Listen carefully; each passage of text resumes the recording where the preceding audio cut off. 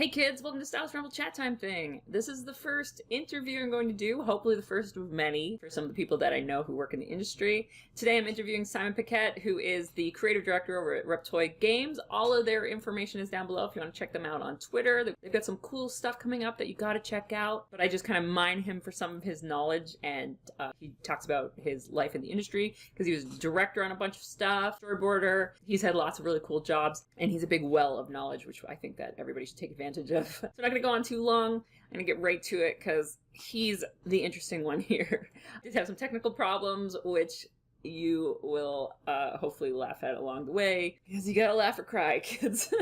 Thanks for joining me again, Simon, because Simon so graciously offered up some time this morning to record a video with me and have an interview. And me, like the genius that I am, I didn't record the system audio, and so it was a total waste of his time. But he was kind enough to come back again tonight and do the exact same interview again. Yay!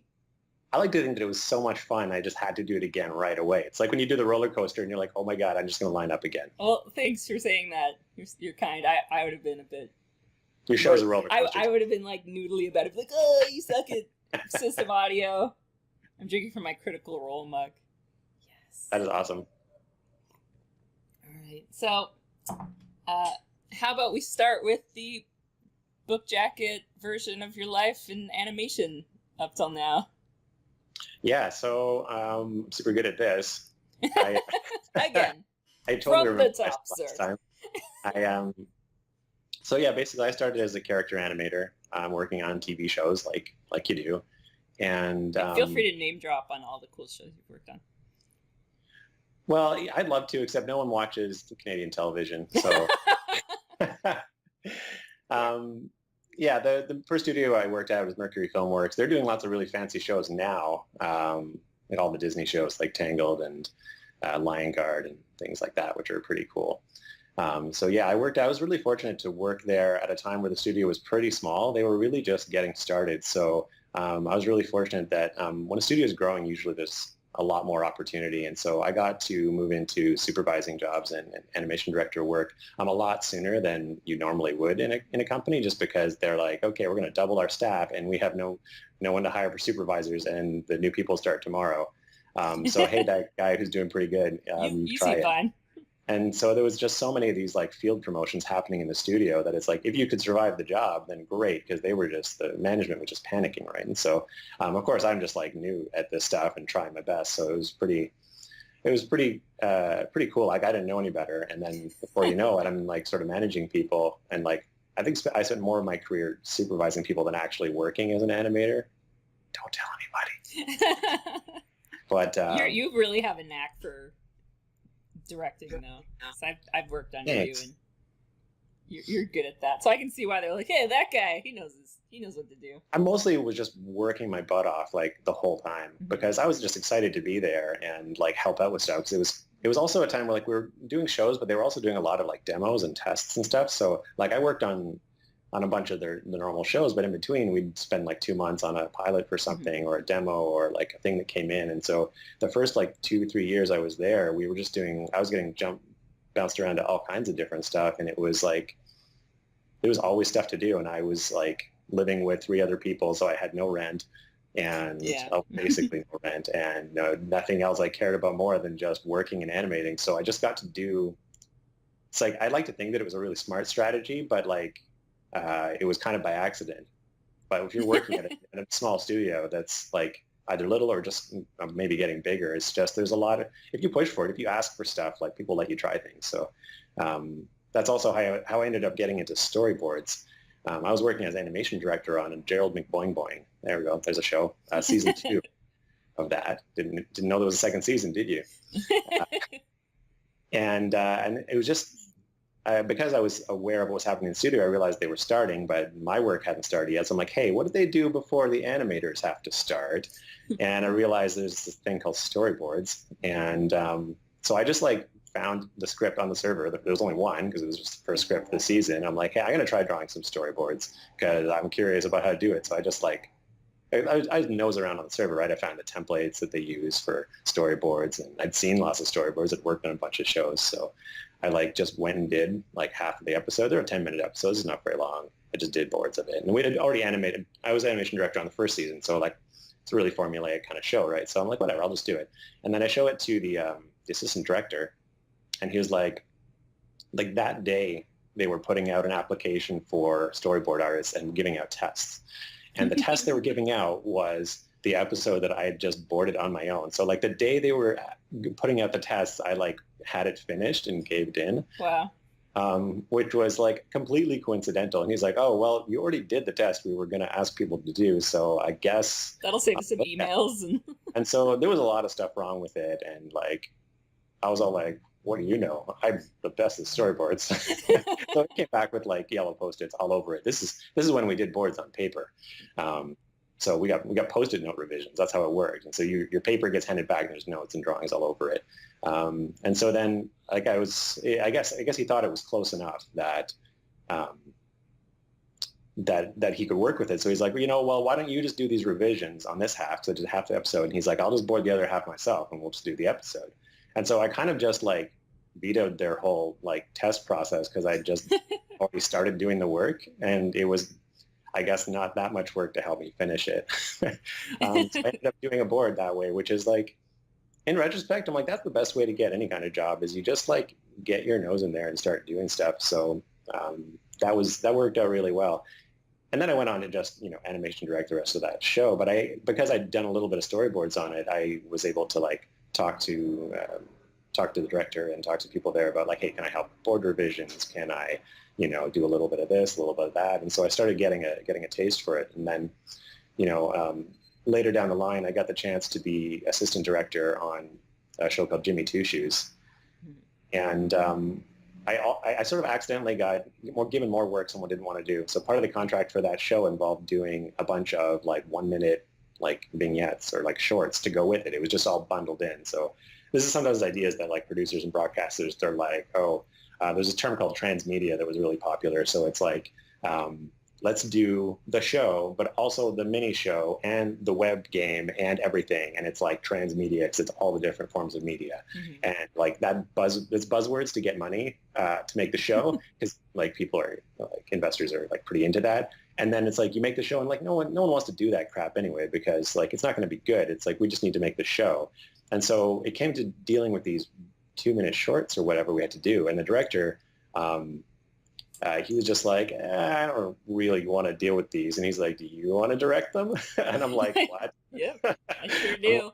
And the answer is always yes. Yeah. And so now we hadn't even started the actual season of the show, which I was assistant directing for the first time and I didn't know how to do. And he had just pushed off this extra work that I don't have no business doing this at all, right? But it's an annoyance for him, and so he's just like, fine, you deal with this crap I don't want to think about it. I'm busy making the real show. Meanwhile, and there's no money for these either, so it's like, yeah, the ideal scenario is that that's wrapped into the show budget, right? Each episode there's a percentage of it, 1%. So yeah, the writers don't want to do it, the board artists don't want to do extra boards, and nobody wants to do this extra work. So it's not just the directing. So that's what I found out once I started directing them, is that there's no money to hire anybody, or very, very little. So basically now it was just me going around the studio asking my friends or people that I knew or putting out emails of like, hey, who wants to try storyboarding?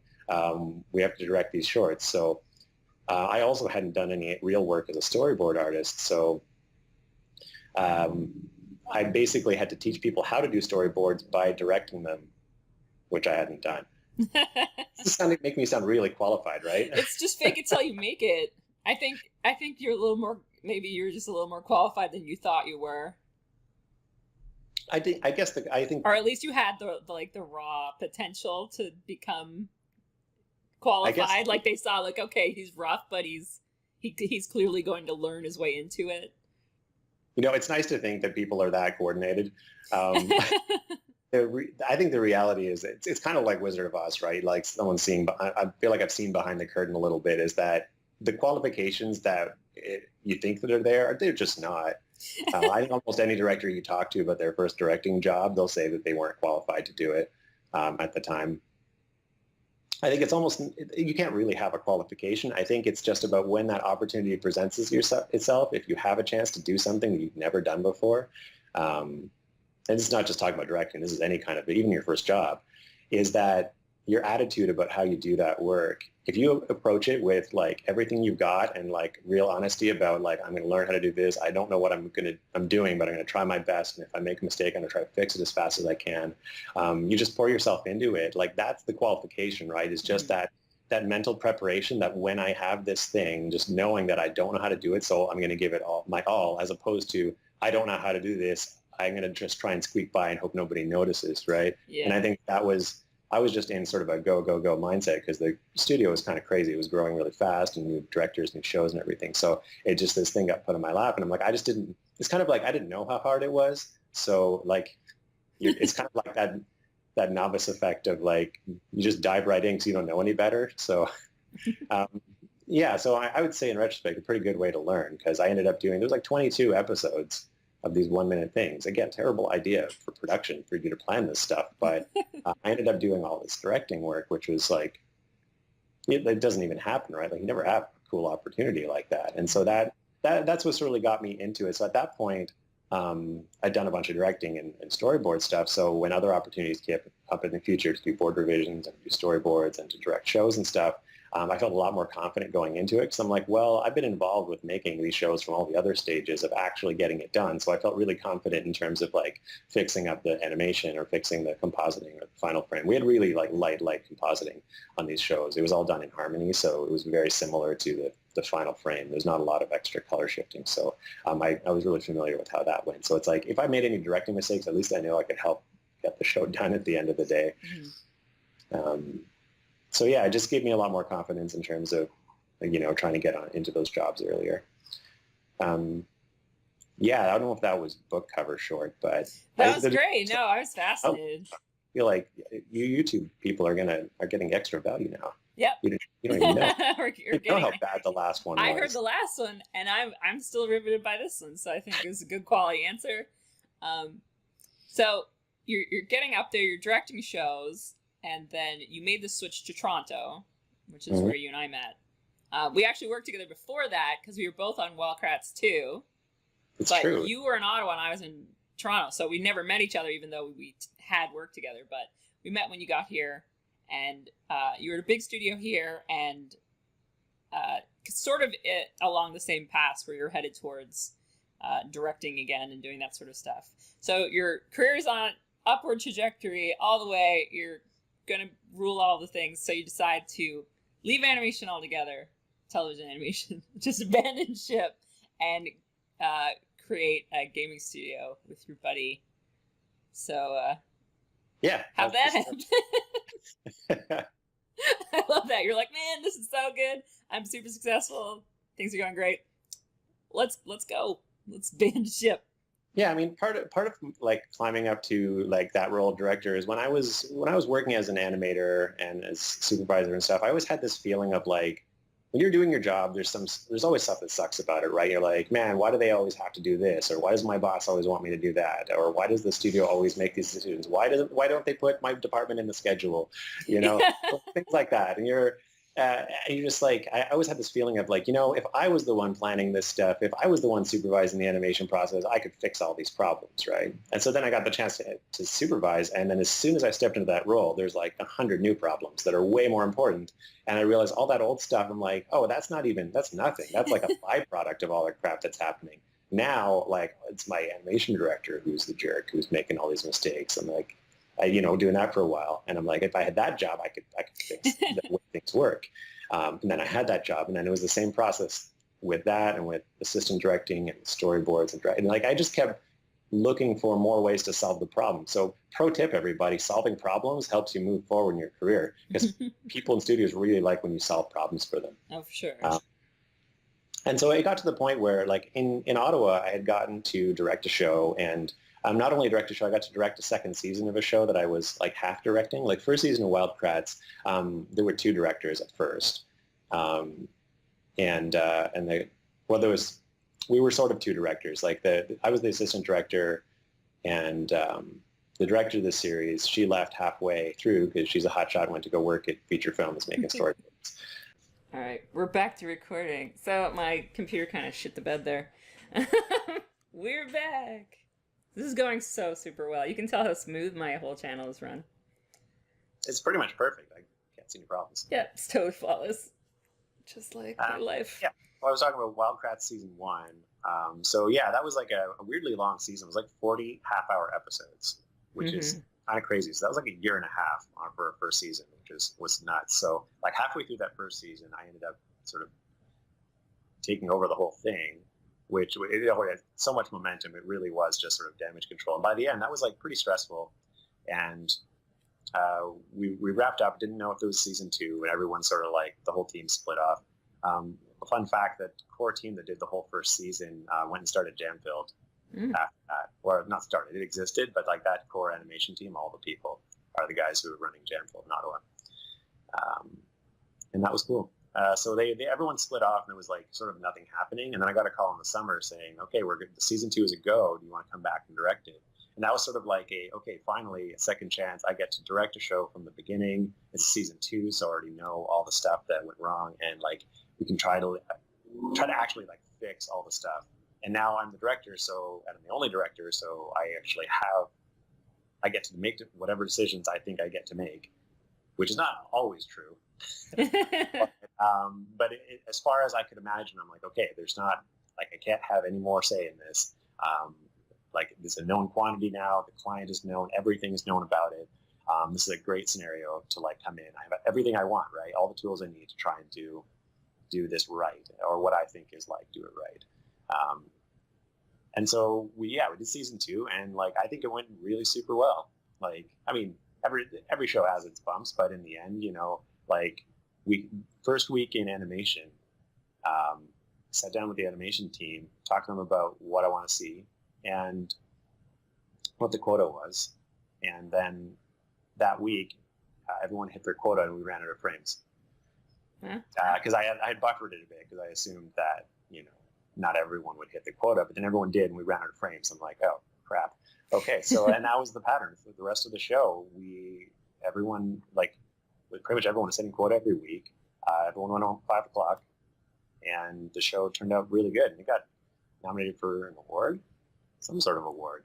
Yeah, that was a pretty smooth season, even from the Toronto point of view. They like, I'd get my effects, and I was on the schedule, and then we got them done, and that was it. And there was, I spent some late evenings just like helping with getting the final composite and rendering and stuff done, but it was just like, maybe 6:30 or 7:00. It was never like some shows where you're there till 9 or 10 o'clock at night, just busting to get it done. It was really smooth. Yeah, and so like for that part, like working with like a remote studio is like always super tough, because you've got to really split the communication and the way you spread the notes and stuff. But like in terms of the actual day-to-day production of stuff, like I feel really good about how it went, and the show looked really good. And this is where I start getting restless, right? Because I'm like, okay, there's still stuff I don't like, but I feel like it's not my fault. And then it's sort of like the bigger picture is not being overseen, right? Like the people who are making like the financial decisions. So like I had all the creative say about like how to direct the show, except for the Kratts brothers, who are like really in charge of all of it, but they're not really on the animation side. But then in terms of like how the money is spent, and like how much money does each department get, and like how are we allowed to like divide, like how split up supervisors or decide how things are run. It's like I got to help with the management of it, but we didn't really get to I wanted to make it better. I wanted to make the system like work better, because a lot of limitations that I couldn't deal with. And so I realized that was just sort of hard limited by the owners there. And at that point, that was the decision to bail on that job, that super sweet job, and then leave for Toronto. So just leave the whole city, which was like sort of the foreshadowing of the apocalypse to come. And then so coming to Toronto was like really scary, because we didn't know anybody, right? It's like animation's usually a small industry anytime you go in. And once you worked in it for a little while, most of the people, and everyone just talks to everybody. And then you're like, hey, does this studio have work? And I can work there. And most people know what you can do or what you're trying to do. And it's like, it's not that challenging once you're in and people. You jump around a lot. So coming to Toronto was scary, because I'm like, I don't even know how to apply for a job. Never done this before. And so it was just like, was it just a fluke that I was able to do so good? I got really lucky with, growing in my career at the same time as the studio was growing, and then a lot of circumstances can come into play. And so I'm like, am I really actually as good as I think I am? Like, is it just? Turns out, spoilers, I am. But yeah, I agree. So that's why I had to interview you. Yeah, I came in Guru as an animation director and jumped around a couple of times over the 2 years that I was there. And then, we just talked about, I had started directing some of the short episodes, and I was actually even offered a director position on the award-winning Paw Patrol because they had to shift around directors. And like that same day, I quit. It was really funny. You're like, oh no, I'm going back to that same prestigious position. I had decided to leave, and I went and talked to my producer, who was like my direct boss, but not like the boss. And then Amy, who was like, the VP of production, like later that afternoon, calls me in her office, and I'm like, oh, I guess she heard that I'm leaving. And she hadn't, and she just offers me a promotion, basically. It's like, hey, we want you to be the director on this show. And I'm like, oh, I just quit in the other room? Like, oh, you talked to Nora? And she's like, no. And I'm like, oh, I'm leaving. I'm actually going to quit instead of the fancy job you're offering me. So that was pretty hilarious. Yeah. Not the response I'm sure she was expecting. No, that probably not. Whoops. Yeah, and basically, by that point, like I learned so much working at Guru, and I met lots of super amazing people like you. Oh, thanks. And it really opened my eyes to like just different ways of organizing, or organizing at all, because things are not very organized in Ottawa. Maybe it's gotten better. When I was there, it wasn't organized.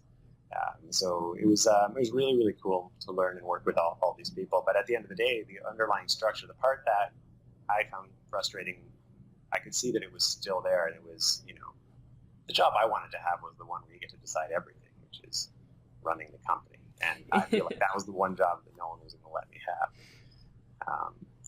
And I also have no idea really the business side of how TV works, like at all, because it's all kind of client work, because you're working through a broadcaster, and all I saw was people creating shows, and then it takes like 4 or 5 years to even get greenlit, and then maybe you get to make it. Right. And I'm like, wow. So if I decided to like pitch my own show or something, that would take like 4 or 5 years to even start. The idea of starting an animation studio, like I got a lot of knowledge about this domain, but like I just really had no idea how that would go together. But then what I saw is a lot of game companies, because of the software and the nature of the indie game industry right now, is you could have really tiny 1-person teams, 2 or 3 people teams, and people are making really, really cool stuff and experimental stuff. It's like trying crazy things with games with small teams, and it's all over the place. And some stuff is blown up and getting really big, and there's also really big studios that are doing a lot of the same kind of stuff we had there. So it just seemed like an exciting time for like, if I want to try my hand at can I run this whole crazy machine that is like making I think of cartoons and video games as really similar in terms of like it's a storytelling medium. You make art. Yeah. And it's like when I see these small teams making such cool stuff, like that felt really accessible. And it's like, okay, so if I start, me and my buddy who's a programmer, it's like, okay, 2 of us can make a video game. If we can figure out something kind of cool, maybe we can add a couple people to that mix, and then slowly start building something that maybe works in the way I think it will. And like that like intricate machine of like, let's make cool stuff. And I fully have it in my mind that, once I figure out like how I like to make cool stuff, or how I can do that with other people, it could be cartoons, it could be games, it could be anything really. Mm-hmm. And so games just at the time seemed like the obvious choice, because my partner had experience with that, and it seemed like a good choice. And so that was sort of the justification for it. It's like, I love cartoons and I still want to make them. It's just, but what I want more is to figure out the machine, to make the cartoon factory, Yeah. how the machine works. So I feel like that's kind of interesting. Mm-hmm. Yeah. So what was the biggest difference you found animating for games versus animating for television? Mm-hmm. Yeah. Okay. So we talked a lot about this before. Yeah. I said smart things before about this.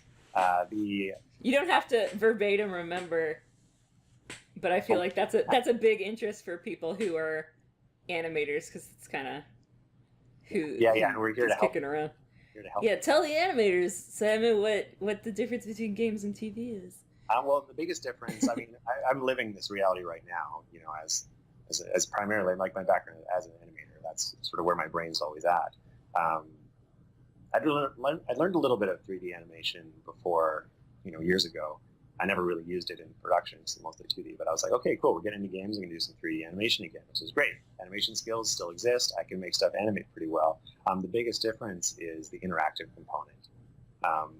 In TV animation, any kind of animation involves you basically, whatever you do gets rendered out to a final frame. So all the steps you took to get there don't really matter as long as it looks right in the end. So you can do all kinds of crazy cheats and hacks. You get that load-bearing frame. Everything just outside of here is just a gong show.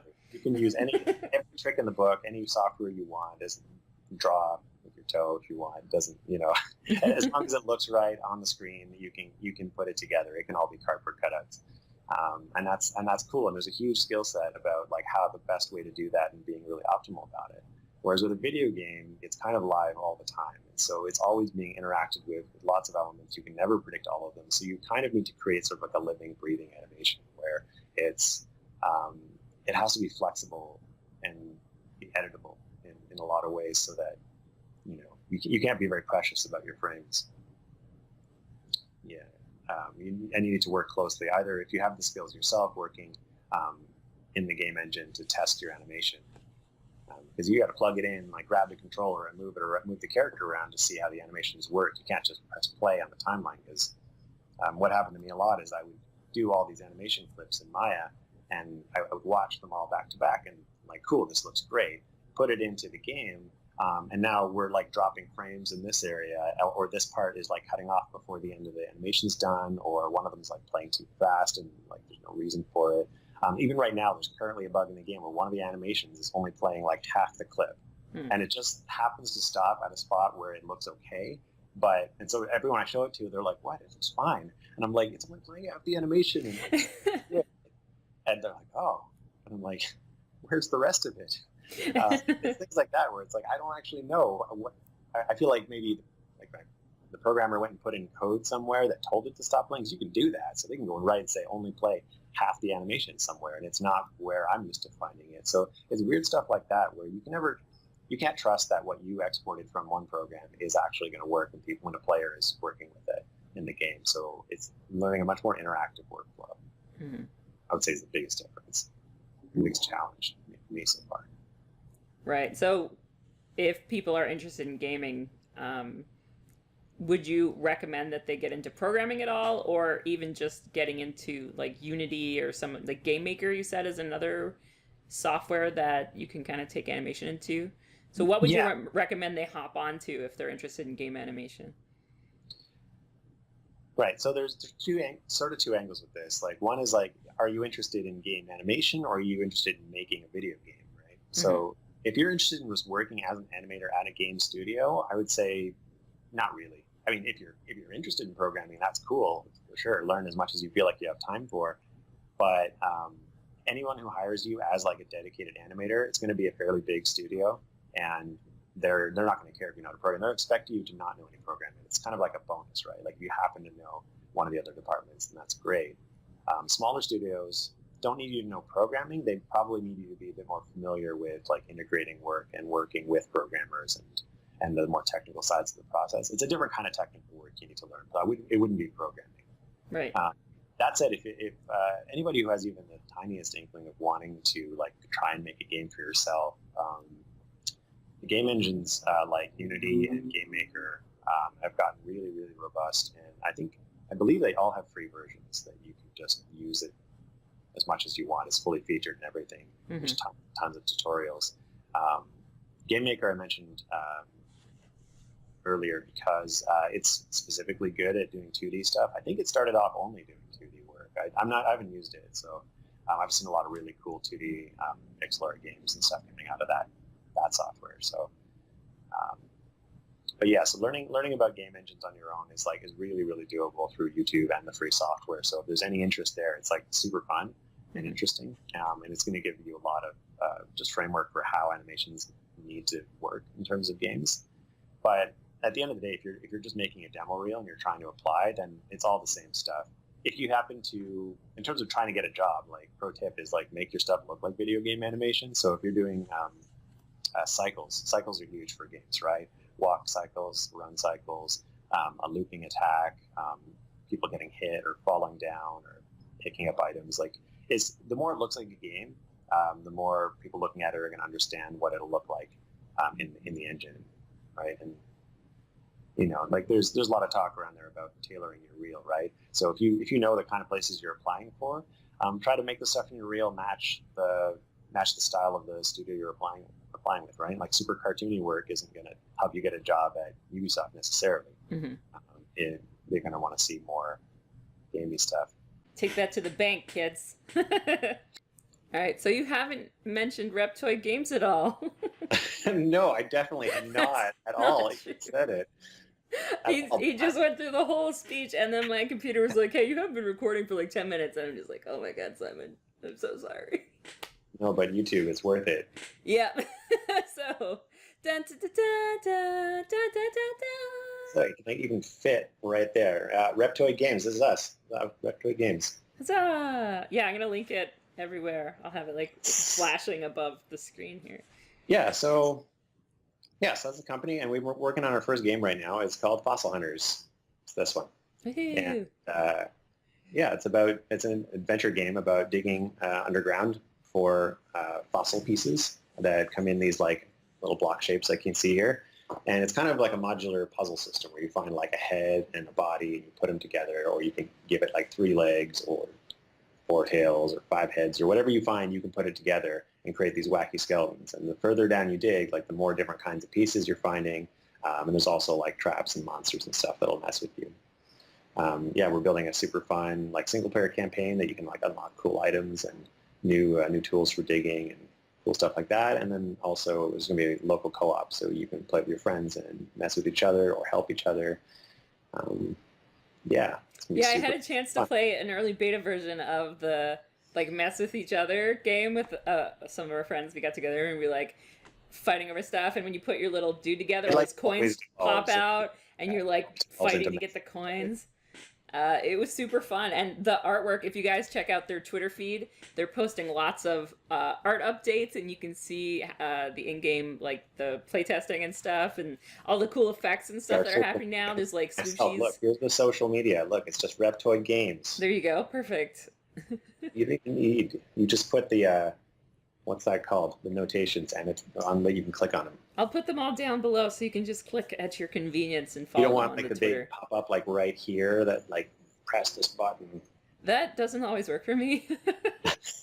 I'll do my best, but worst case scenario, it'll be down there because, like I said, don't be able to leave halfway through the video. Super pro at this.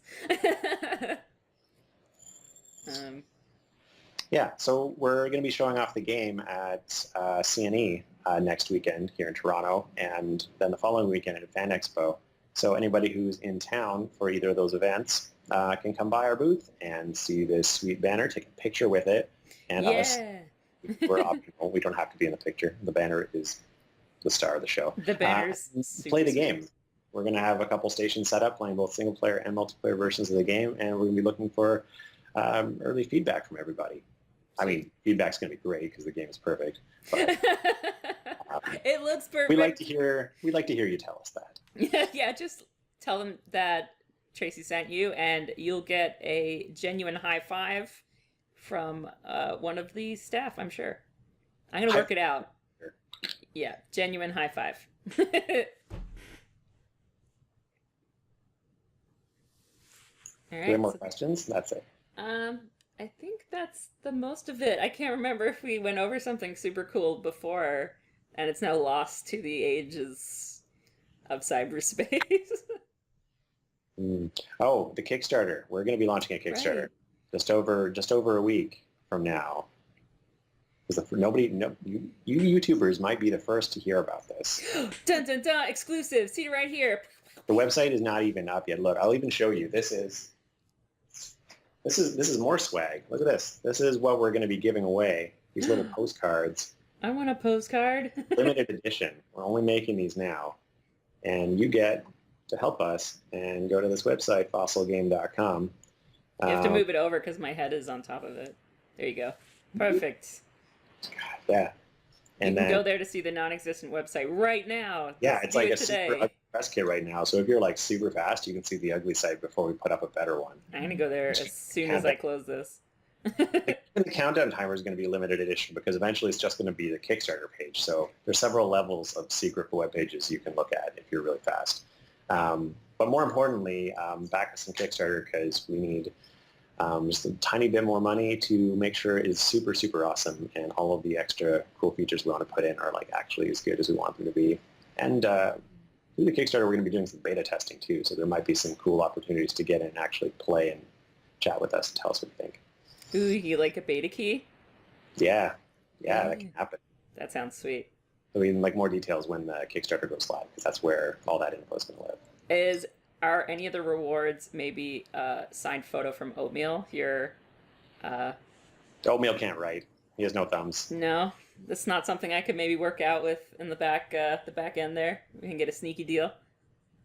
Well, we can't talk about sneaky deals on the air. Oh, that's true. All right, so guys, I highly recommend you hop over to their Twitter and you can see some of the artwork and cool stuff coming out of there. You can also see pictures of their adorable Chief Morale Officer Oatmeal, the cutest, softest dog I have seen in a long, long time. Oatmeal actually even has his own Instagram if you really want to see more Oatmeal pictures. I think I do. That might be a thing that I'm going to do too. So Pretty cool. Definitely follow Simon and be kind to him because he's been so kind to us.